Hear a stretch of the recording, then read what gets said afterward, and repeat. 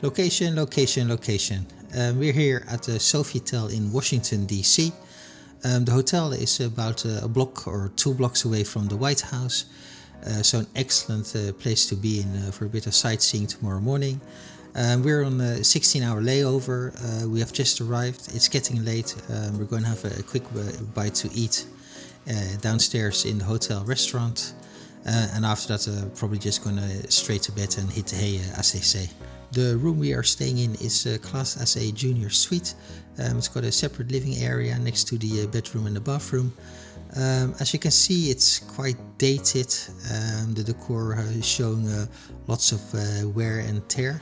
But you know, good enough for one night. Well, good enough for lots of nights.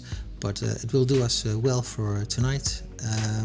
It's clean, the bed is good, and those are the two basic requirements I have of a room, so everything else is just a cherry on top. It's the next day. We had a lovely breakfast in the hotel itself and headed straight out to see some sights. First stop for us was the White House, which of course is very close by. Yeah, it was the first time for me to see the White House, and as you know, it's a building you know very well from the TV and the news, and then to see it in real life, yeah, it's always much different than you actually imagined it to be. We circled the White House, saw the other side of the White House, and then headed down to the Washington Monument. And when we reached the Washington Monument, we turned towards the Capitol building. We are surrounded by so many famous and great museums here. Unfortunately, we just don't have any time to visit any of them. We will of course be back in the future to visit a lot of them. My heart bleeds a little bit because just down the road there is the Air and Space Museum, but we don't have any time. We did have time to visit, to walk through the sculpture garden. That's part of the National Gallery of Art, where they have sculptures outside.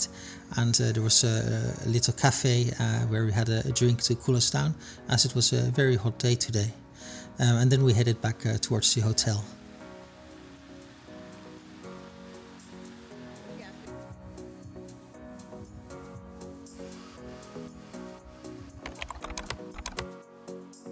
So for our final leg, we are flying from the Ronald Reagan Washington National Airport.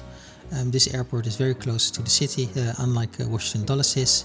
It's literally just across the Potomac River. Our Uber took about 15-20 minutes, and we were here with light traffic. We are flying with Delta. They use Terminal 2 here at the DCA. It's the newer terminal. It opened in 1997. It's a very interesting design. It feels much older than it is. Yeah, I like it. And DCA is a small airport. It's very long, but not that wide. The building is what I'm talking about. It's just down the stairs here, and we're straight into security. And we are in luck because it's not that busy today.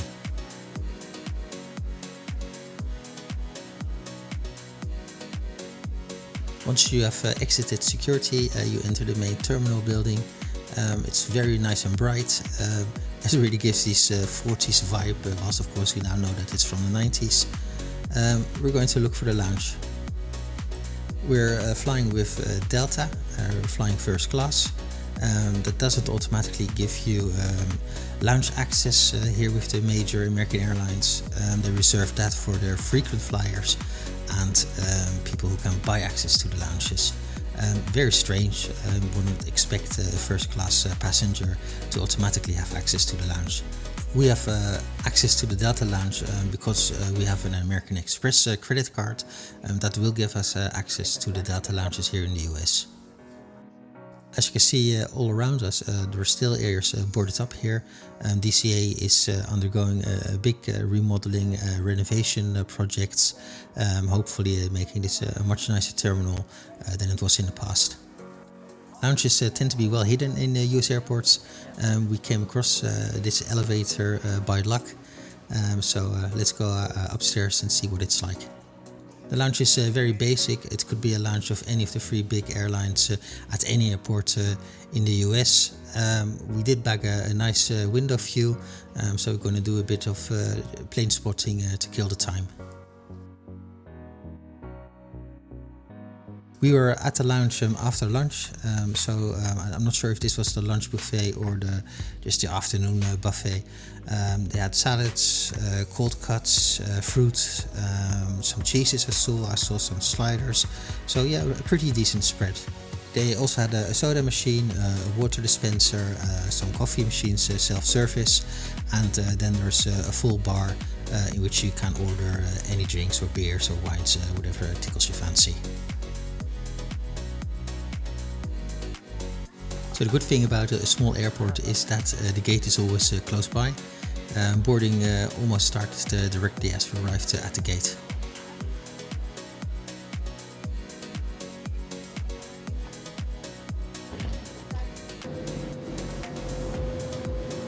So I made a brilliant documentary, Oscar-worthy, of my seat, but unfortunately I forgot to press record. So apologies for that. So we're flying today on an Airbus A390. That will take us to Orlando in a listed flight time of 2 hours and 20 minutes.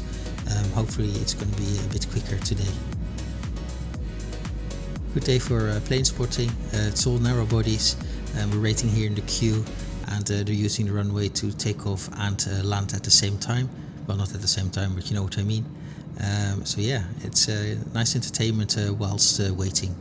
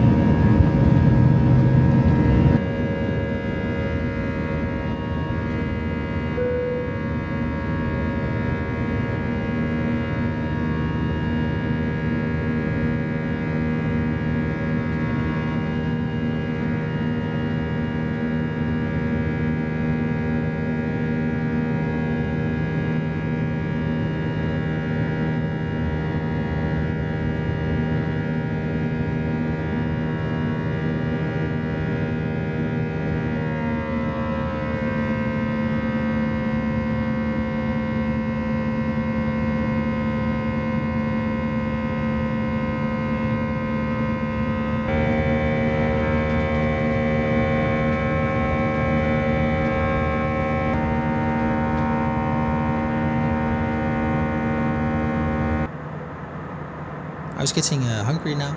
I didn't have anything to eat in the lounge. Breakfast is a long time ago, so I was really looking forward to what delights they're going to serve us here in first class on this 2 hour and 20 minute flight. Of course, I'm being a bit tongue-in-cheek here because they were not going to serve us anything, which is very strange on a 2 hour plus flight in first class. They did offer us some snacks, so I had a lovely little bag of potato chips and a Coke Zero to wash it away with.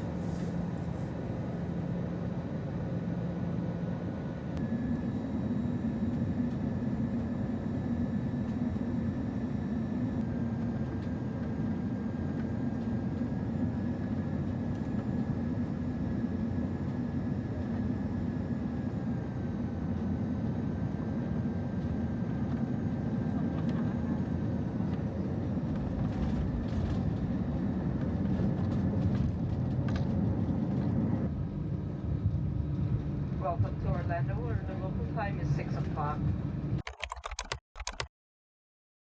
Finally in Orlando, the end of a 3-day Disney travel day that took us from Amsterdam to London to Washington D.C. and now at our final destination here in Orlando for our vacation.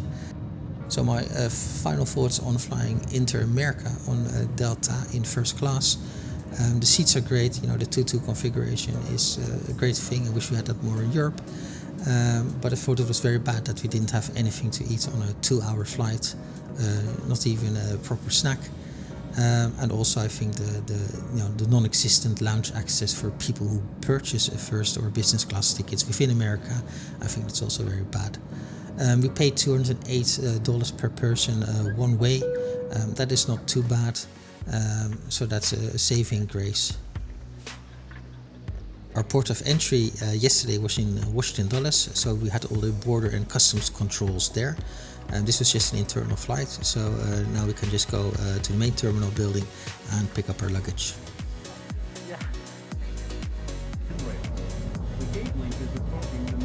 The train will take us to Terminal B, which is actually attached to Terminal A, and those are the main terminals here at MCO. But last year Terminal C opened, and that is actually on the side of the airport, so quite a bit away from here. If you have to transfer or go from Terminal AB to Terminal C, now there is a train running. And also there was a big problem in the past with the car rental companies not having cars to pick up at Terminal C, but I think that is sorted out now. But make sure you check on that if you come here. As we're entering the main hall here at MCO, you can see that there's balconies up there with the American flag, and that is actually a hotel.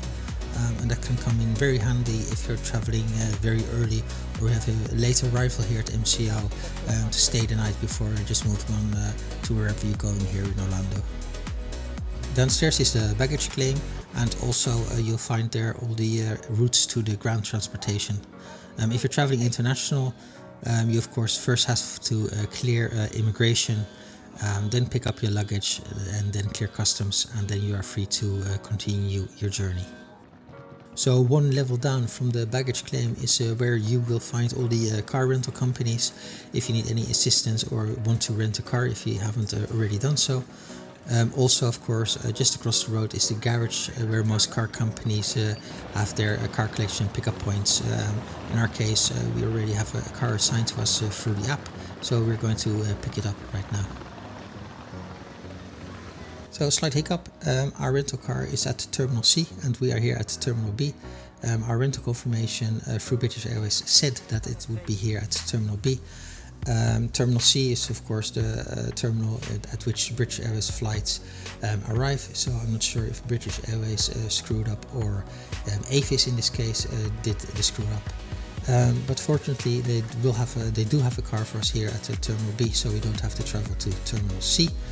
Unfortunately, they did the good old switcheroo of giving us a car 2 classes below, and then of course I complained, and they said, oh, oops, mistake, and they gave us a car from the correct class. This has happened to me several times now with Avis, so do be aware of that and do complain and get what you paid for. Well, as I was doing my little rant there on Avis, you saw we passed into Disney World. It's about a 40-minute drive from the airport on a good day if the traffic is low, which it is. It's early evening now, so we're heading towards our final destination for the coming weeks, and that is cabins at Fort Wilderness. One of our favorite, if not favorite places to stay here in the area. Well, we'll show you more of it later. So this concludes our trip report, and there will be a full vlog on the Fort Wilderness cabins in the near future. Thank you for watching. Big thank you for those who subscribed. Please subscribe if you haven't, because it really helps this channel grow. Also, if you have any questions or comments, please leave them in the comment sections. I do read all of them, and I will try to reply to all of them. So once again, thank you, and I'll see you in the next vlog. Bye bye.